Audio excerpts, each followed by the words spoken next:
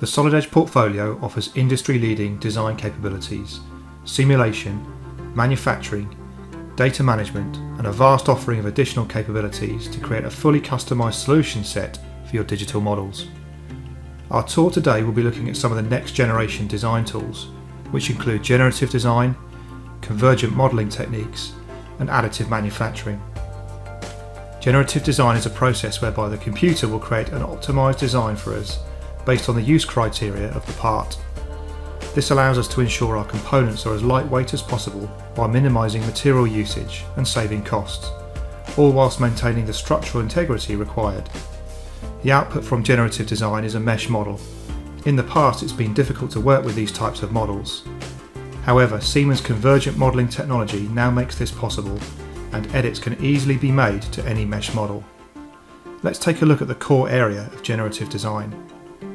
As a quick example, we'll first take a look at this Bernina sewing machine and focus on its internal mechanical components.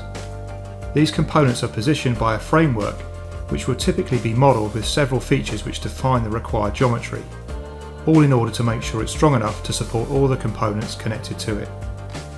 Now consider a process where you only design the basic shape, as you can see here, and let generative design figure out the rest. Generative design never adds material, it only removes material, so it's important to define the areas of the model that need to be preserved.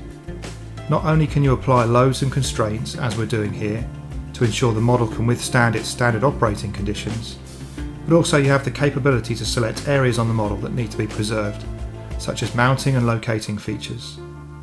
Once the model's design requirements and constraints have been defined, generative design uses this important input to generate a very smooth organic shape model that fits the design needs you're looking for.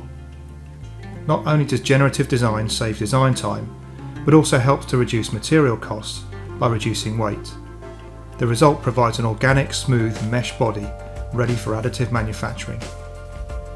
Generative design is useful in many different industries, including aerospace, automotive, and more. As an example, consider this simple bearing block. Using an iterative process, multiple revisions of the design can quickly be generated, helping you achieve the best possible lightweight solution for your needs, and yet still ensure it's strong enough to withstand the workloads it will face during operation. As another example, let's consider this mechanical pedal assembly. Currently, the pedal itself is an assembly made up of about 6 separate fabricated parts. This can be expensive to produce. Our interest is to reduce material, weight, manufacturing and assembly costs, but at the same time ensure structural integrity. This is a perfect application for generative design. To start with, we'll replace the pedal assembly with a basic shaped model. By moving the pedal in its range of motion, it becomes apparent how this design is supposed to work. It helps us to better understand what aspects of the part's geometry are important for the pedal to work correctly. Now we have a better understanding of how it works, we can begin to set up the generative design process for this part.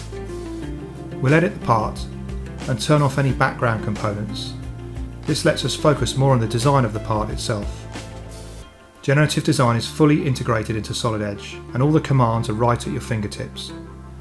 The ribbon presents the 10 key commands for generative design in a logical sequence, guiding the user through the steps they need to complete in order to set up and run a generative design study. First, we just need to ensure a material is defined. Once a study is created, we can then go through the process of selecting preserved regions or areas of the model we want to keep. Here we can define an offset value which will preserve the whole and the boss geometry.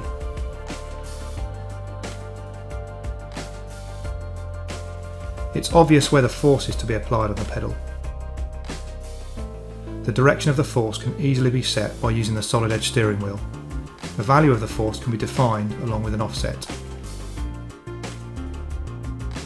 The final thing to do is to set the constraints on the model.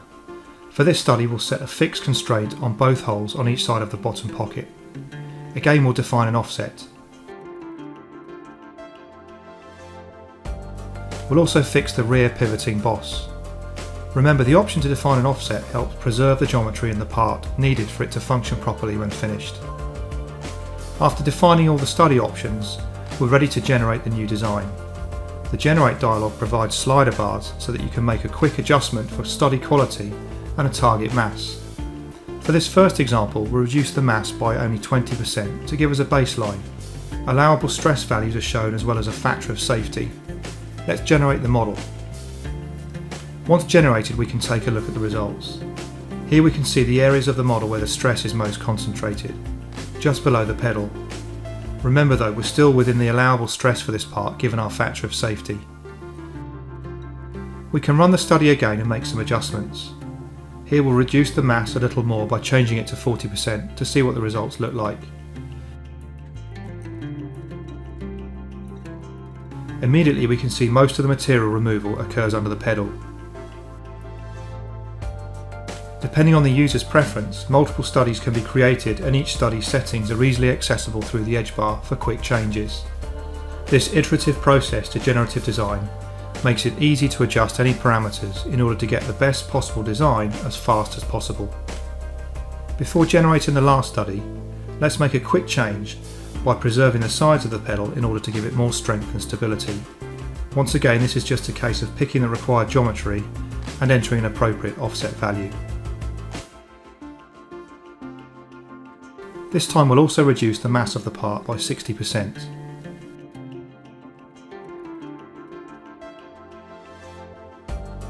Notice the result shows a huge reduction in material, and yet the super smooth mesh model has enough strength to withstand the forces it will be put under during everyday use. Displaying the background parts in the assembly gives us a clear idea how the new pedal fits within the design and interacts with the other components. The huge advantages in using Solid Edge to create and work with these generative designs, which are essentially mesh models, is when it comes to the creation of additional features that the design may need. With Solid Edge, adding and removing material is simple and fast. For example, a cutout can be added to the lower boss for the purpose of placing a bushing. The use of standard modelling tools make this process quick and easy by picking up on background parts in the assembly. We'll also add some geometry too.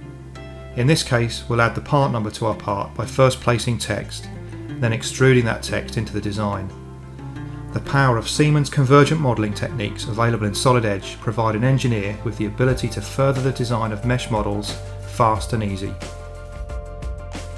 Returning to the top level assembly, we can see the finished design of the pedal in motion with the rest of the assembly. So generative design gives us the capability to generate low-cost, lightweight mesh models that can then be modified through convergent modelling techniques.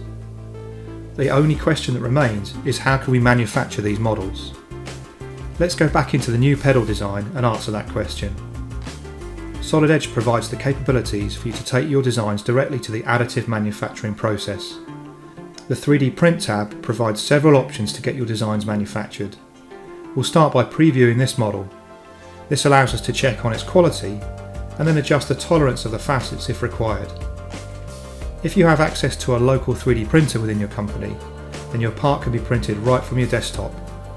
Here's an example of reading our design into the Fabricam 3D printer. The step-by-step approach first allows us to change the layout of the part so it's in a better orientation for printing. The Settle option uses kinematics to drop the model onto the printer bed in the best orientation. We can define the quality of the print, review any overhangs where support material may be needed, select a material, and finally make changes to advanced layout and settings. Now your in-house printer might be ideal for creating one-off prototype parts in plastic materials, but what if you don't have such a printer available or you want to choose the best material for the final part, including for example steel, aluminium, tungsten, ceramics or wax? Solid Edge offers the capability to order the 3D print through an online service called Through Your Mind. Through this interface you can check the printability and scale of your model, then browse through the different material options, using filters if necessary.